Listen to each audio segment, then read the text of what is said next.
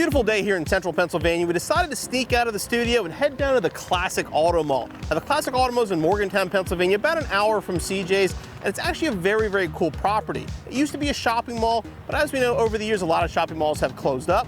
Well, this one did, and a new owner came in and turned it into an auto mall full of consignment cars for sale. What's really cool though is it kept it like a shopping center inside, but each store is full of our favorite product, and that's cars. Now, obviously, there's a ton of Mustangs here for sale. There's a couple in particular we're really looking forward to checking out, so let's head inside.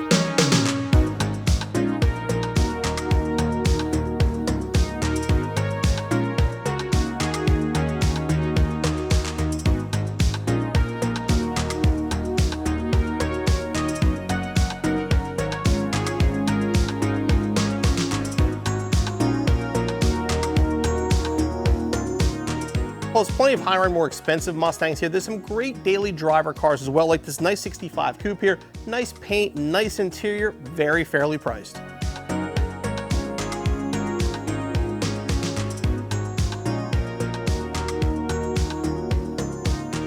This one caught my eye as I was walking by because it's refinished in the original silver mist paint, which is a beautiful color on these classic Mustangs. This one has been upgraded with pony interior. It's a really, really nice straight car with a 206 cylinder under the hood.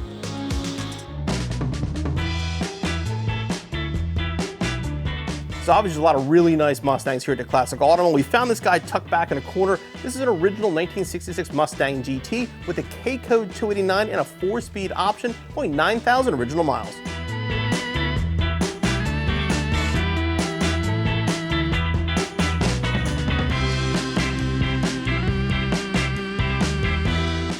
With the exception of the Shelby, if you're a fan of 67 convertibles, this one is about as cool as it gets. The right bright red color, GTA package, and best of all, a 390 big block under the hood, all factory.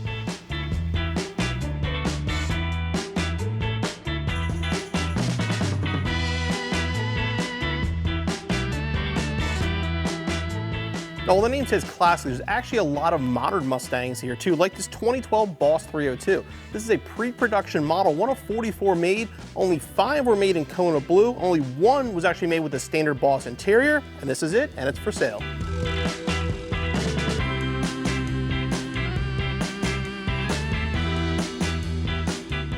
Okay, it's not a Mustang, but I gotta admit, I'm a fan of the Maverick, and this beautiful rust-free Maverick definitely caught my attention. Now, this one's already sold to a new lucky owner, but check out what's under the hood. That is a real 1969 Boss 302 engine. I'm sure somebody with a Boss somewhere is wondering where their engine is. Well, it made its way under the hood of a 1970 Maverick.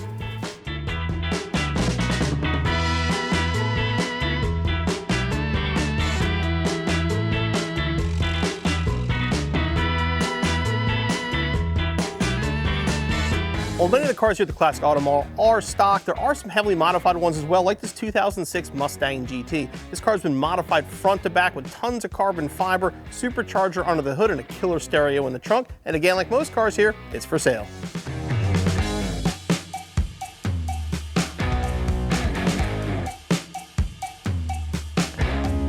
One of a few cars here at the Classic Auto Mall not for sale is this 1964 and a half Mustang Convertible. This car obviously was repainted sometime early in its life and sat in storage for a long time and is still in as-found condition. Has its original 260 V8 with a generator under the hood.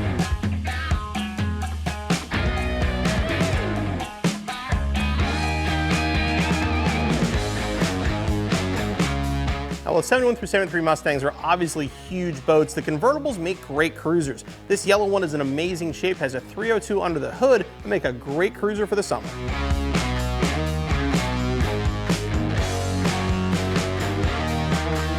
Now, obviously, while not a Mustang, the Cougar is a very, very close cousin to the Mustang, and this one definitely got our attention walking by. You walk up to it, it's a little bit rough. You can tell it's got some age on it.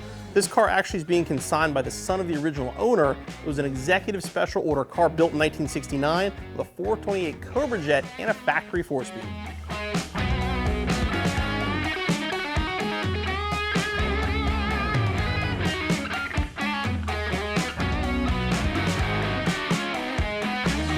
Obviously the place is big, cars come and go out of here constantly. This is one that just arrived, so not quite yet for sale, but again, a beautifully restored 65 Mustang. It's got a 2.9 under the hood, the really beautiful red, white interior, and a very, very nice paint job on it. I'm sure this one will definitely have a lot of buyers when it goes up for sale.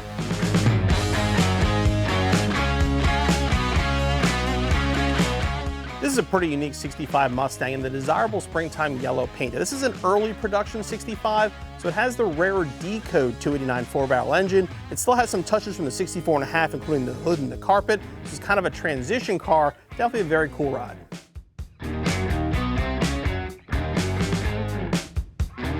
This 68 convertible definitely caught our attention because of this rare color. This is sunlit gold with an ivy gold interior, which is definitely a very unique color combination. This also has a 289 under the hood. Some mild modifications will make an excellent driver.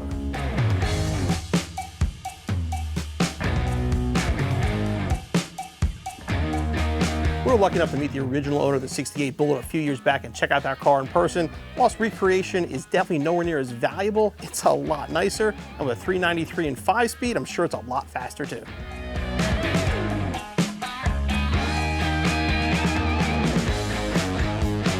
Definitely, in my opinion, the coolest and the most valuable car here at the mall is this 1964 Cobra. This is CSX 2133, sold brand new for $6,000 back in the day. I believe it, the price has gone up a little bit over the years, but this is a very nice, very original Cobra.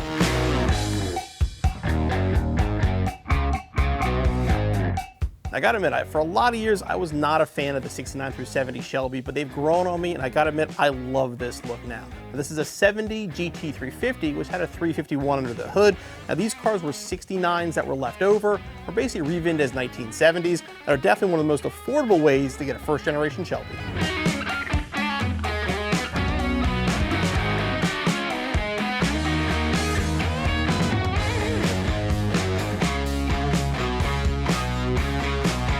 Now, this car here is the main reason we came down to the Classic Auto Mall today. I have a friend who works here. He told me this came in and I had to see it in person. I'm a huge fan of the Cobra R. This would be the last generation of the Cobra R, the 2000 model. This had a 5.4 under the hood. They only made 300 of them, and this one here only has 821 original miles. Like previous generations of the Cobra R, they were very stripped down for racing, but in 2000 they use a lot of aftermarket parts. The interior of this car has no air conditioning, no stereo, but has a set of Recaro seats. For the first time ever, Ford actually leaned heavily on the aftermarket to build the 2000 Cobra R. In addition to the Recaro seats, you had a B&M Ripper shifter, Bassani X-pipe, Orla mufflers, and Brembo brakes.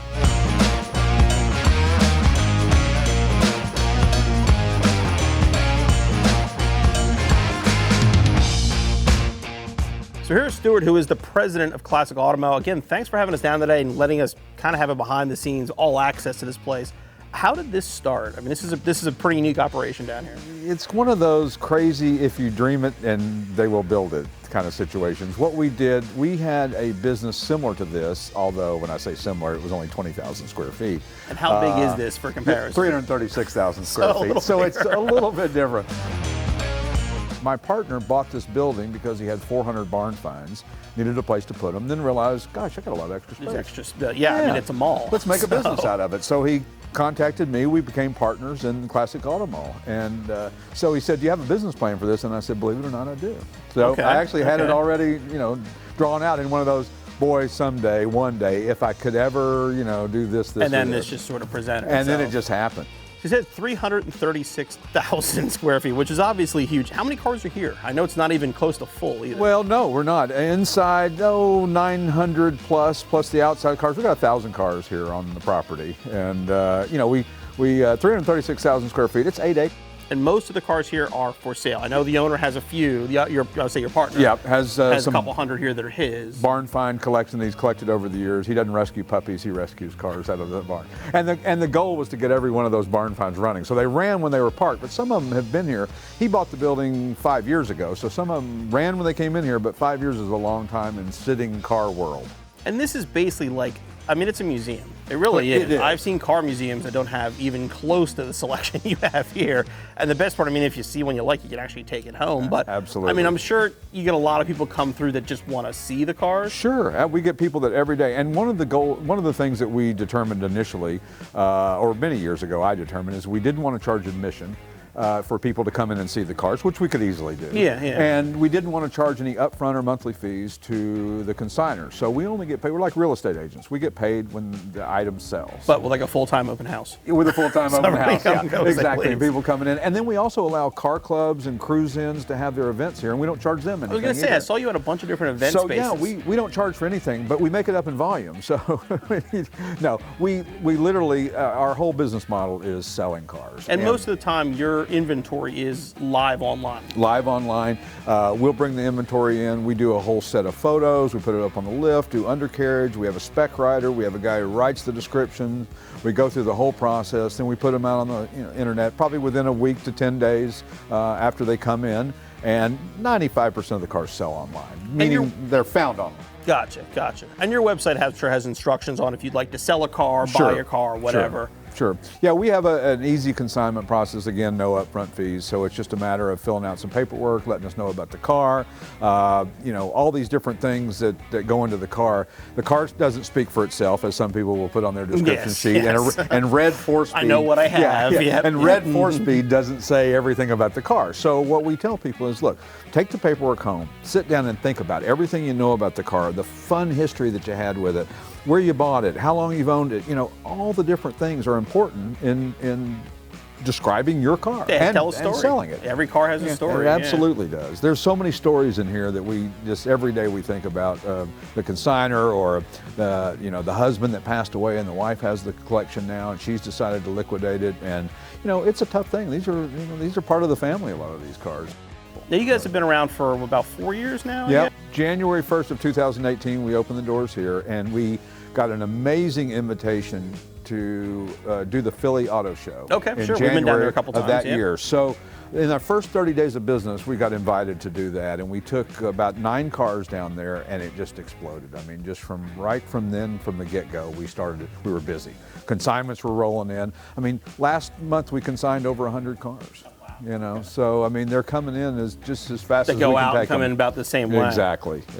Now, where do you see the future of Classic Audible? I mean, obviously you still have room to grow here. You have a huge property, but is this something that you plan on expanding outside of the Morgantown area? There's always the possibility of that. We've been approached a couple of times with different people who are interested in doing this in other locations. We just, like I was saying to you earlier, we really want to get this core business really working well before we do much of anything. However, we think we can get to about 1,200 cars in the building and comfortably and have in space here and have space. Yeah. And that means that most of the barn finds would be probably relegated to 1 room or 2 rooms, and we'd probably end up with about 8 or about 950 consignments in the building, and that's kind of our goal. And then we'll look at some other areas as well too. But right now we want to focus on this core business right here and really trying to build this into a national brand with one location.